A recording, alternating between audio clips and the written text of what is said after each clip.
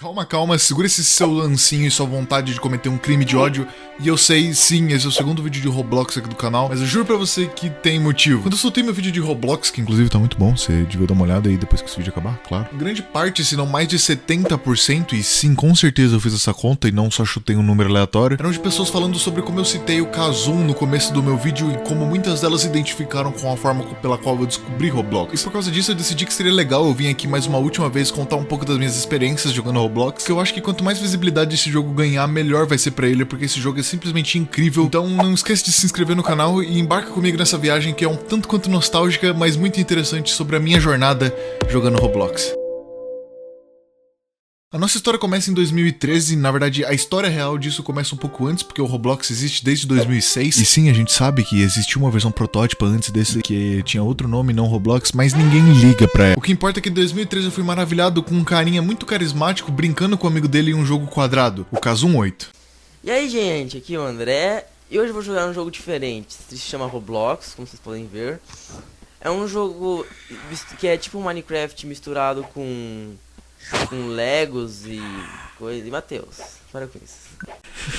Olha esse chiado do microfone, cara. Eu sei que pelo meu último vídeo muita gente se identificou com eu ter encontrado o Roblox pelo Kazum, só que isso não é à toa. Esse cara é talvez um dos responsáveis por trazer Roblox pro Brasil pela primeira vez, e eu sei que é meio difícil categorizar quem foi exatamente o primeiro ou quem gravou primeiro essa parada, mas uma coisa eu tenho certeza, ele foi a pessoa que popularizou o Roblox no Brasil. Desde que eu descobri ele em 2013, já fazia quase um ano que ele fazia esse tipo de conteúdo, e eu lembro muito bem de maratonar quase tudo que ele tinha no canal dele. Aquele jogo era muito bom, e a forma como ele levava os vídeos dele, conversando com os amigos dele como se fosse uma call normal em uma tarde ensolarada, era mágico. Só que um desses vídeos me prendeu a atenção de uma forma meio diferente. Esse vídeo aqui. Esse vídeo em si não tinha nada de muito diferente, era só ele e os amigos dele se divertindo de novo no Roblox, mas uma coisa tinha me chamado muito a atenção. O próprio jogo que ele tava jogando. E foi aí então que eu decidi parar de só assistir e entrar de vez no mundo do Roblox. Natural Disasters Survival. Esse é talvez um dos jogos mais históricos que tem no Roblox até hoje. E se você ver nos dias de hoje, ele é talvez o único jogo que se manteve em pé até hoje. Esse jogo foi feito em 2008 e diferente de 99,9% dos casos, na verdade eu acho que ele é o único que conseguiu isso. Ele se manteve relevante desde aquela época até os dias de hoje. Diferente de muitos outros jogos que eram muito mais famosos e caíram no esquecimento. E a parte mais incrível ou estranha disso é que ele não precisou se manter numa base constante de updates quase, sei lá, todo dia ou todo mês. Na verdade, comparado à versão de 2013 para de 2021, não tem tanta mudança assim. E é até um mistério como é que um jogo tão simples e tão básico conseguiu uma base de fãs tão grande e ficou por tanto tempo no mercado. E na real, eu acho que ele só ganhou popularidade mais com o tempo. Eu tenho uma teoria sobre como é que esse jogo conseguiu ser tão famoso, que talvez tenha alguma ligação com o próprio YouTube. Porque esse jogo foi basicamente o jogo mais jogado daquela época, ele até hoje é muito jogado, e isso talvez tenha alguma ligação com o fato de que muita gente gravava ele no YouTube. Eu acho que esse jogo serviu como uma grande porta de entrada pra todo mundo que jogou Roblox alguma vez, ou de alguma forma ter começado por ele, assim como eu comecei, tornando esse jogo como uma maravilhosa porta de entrada pro mundo complexo e gigantesco do Roblox. Survive the Disasters, Hunger Games, Apocalypse Rising, Roblox City, Disasters Hotel.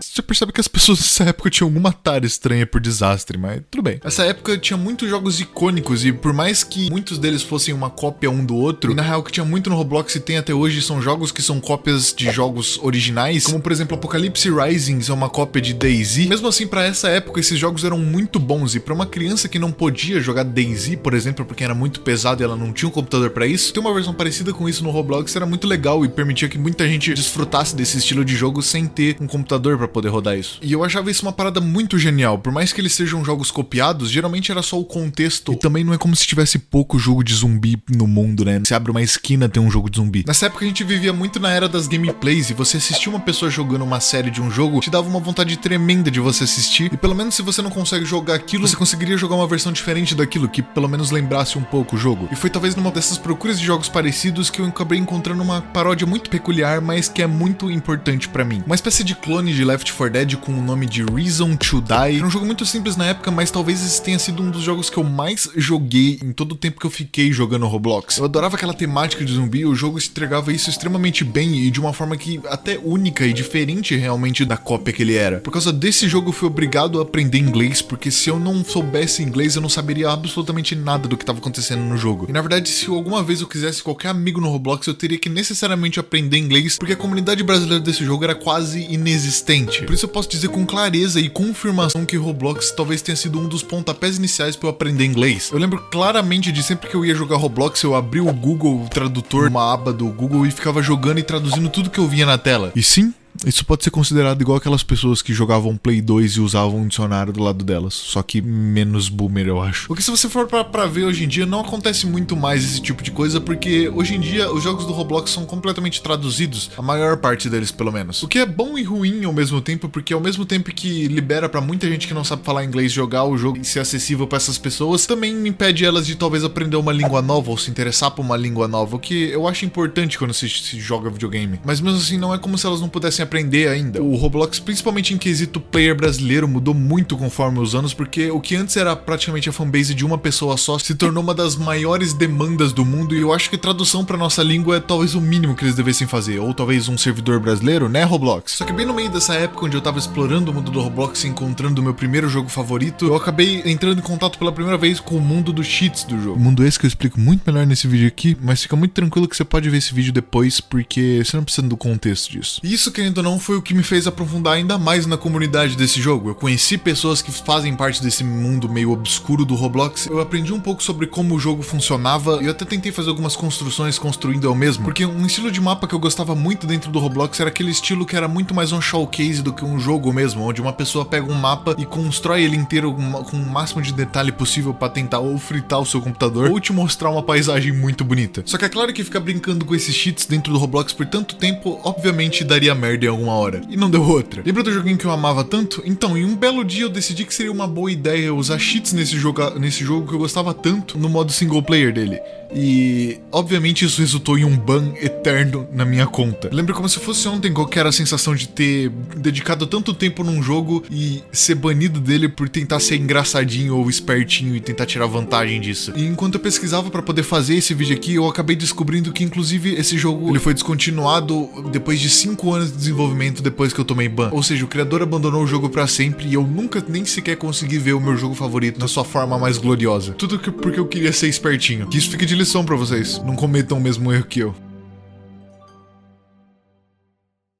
Roblox, assim como Minecraft, teve um grande espaço na minha criação e que fez parte da minha infância, e uma parada que eu sei que sempre prejudicou ele foi como a mídia ou o YouTube por si só via o Roblox depois que ele começou a ficar famoso. Eu entendo que eles pegaram uma má sorte de pegar uma época ruim do Roblox e foi bem essa época onde ele começou a estourar no YouTube como um jogo pra criança ou um jogo ruim. A maioria dos jogos pra criança era um cash grabzinho e os que não eram meio que escondidos pelo próprio Roblox e você tinha que dar uma explorada, uma afundada na plataforma pra poder encontrar eles. E pra completar, a recém-mudança que o jogo tinha feito, o Filtering Enable, tinha quebrado uma grande parte dos jogos da época e tornou eles inutilizáveis ou injogáveis depois que foi atualizado. E por isso muita gente já teve que atualizar os seus jogos, só que teve muita gente também com jogos muito famosos que simplesmente abandonaram eles depois. Não ficaram com vontade de atualizar eles para as pessoas poderem continuar jogando e só desistiram do projeto. Fazendo assim esses jogos ruins se destacarem ainda mais por ter menos concorrência. Essa era o começo da época dos simuladores ou simulators, que por sorte hoje em dia já não são mais tão famosos. Hoje em dia os jogos mais famosos são jogos de anime e eles são jogos muito bem feitos e por pessoas que amam o que estão fazendo. Só que infelizmente não tem como eu falar sobre jogos de anime porque eu não cheguei a pegar essa época, eu nem sequer assisto anime na verdade. Teve uma época onde eu abandonei o Roblox por um tempo que eu não lembro muito bem o motivo do porquê que eu fiz isso. Talvez o meu cansaço com os jogos do Roblox seja um motivo disso, porque nessa época eu lembro que muitos dos jogos que eram famosos eram aqueles jogos do estilo Murder. E caso você não saiba, Murder é um estilo de jogo que ficou muito famoso no Gmod e as pessoas trouxeram ele pro Roblox. É aquele estilo de jogo onde tem o inocente, o detetive e o assassino tem que matar todo mundo e o detetive tem que matar o assassino. É bem simples e foi por isso que funcionou tão bem no Roblox. As pessoas começaram a clonar milhares de jogos desse tipo. Só que mesmo comigo fora do Roblox, eu eu ainda assistia muitas séries icônicas, como a Matéria Vermelha do Kazum 8 e o Infartando nos Parques. Olha o nome dessa série, cara. Roblox era muito interessante, sempre foi um jogo muito mágico pra mim, por isso que eu sempre fiquei muito indignado como as pessoas tratavam o Roblox como um jogo muito ruim. E eu fico muito feliz por hoje em dia eu ter a visibilidade pra vir aqui e dar minhas 2 colheres de chá e tentar ao máximo reverter essa situação e mudar a imagem do Roblox. E eu fico muito feliz que pessoas também decidam fazer esse tipo de coisa, porque esse jogo ele é muito bom, ele só é mal visto. Eu tenho muito orgulho de ter encontrado esse jogo pela primeira vez, eu tenho muito orgulho de fazer parte de toda essa comunidade, eu tenho muito orgulho de ter jogado esse jogo por tanto tempo. E eu tenho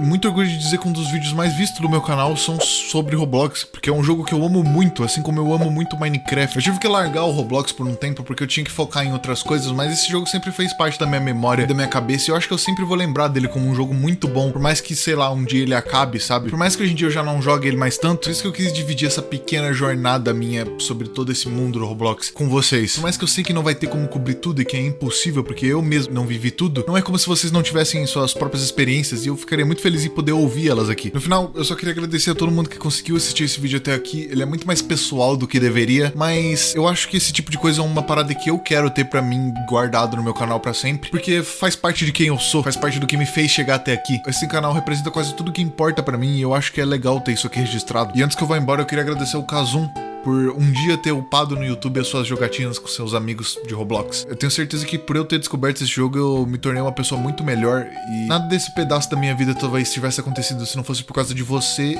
e por causa desse jogo que eu amo tanto. E eu quis registrar isso aqui. Muito obrigado por ter assistido.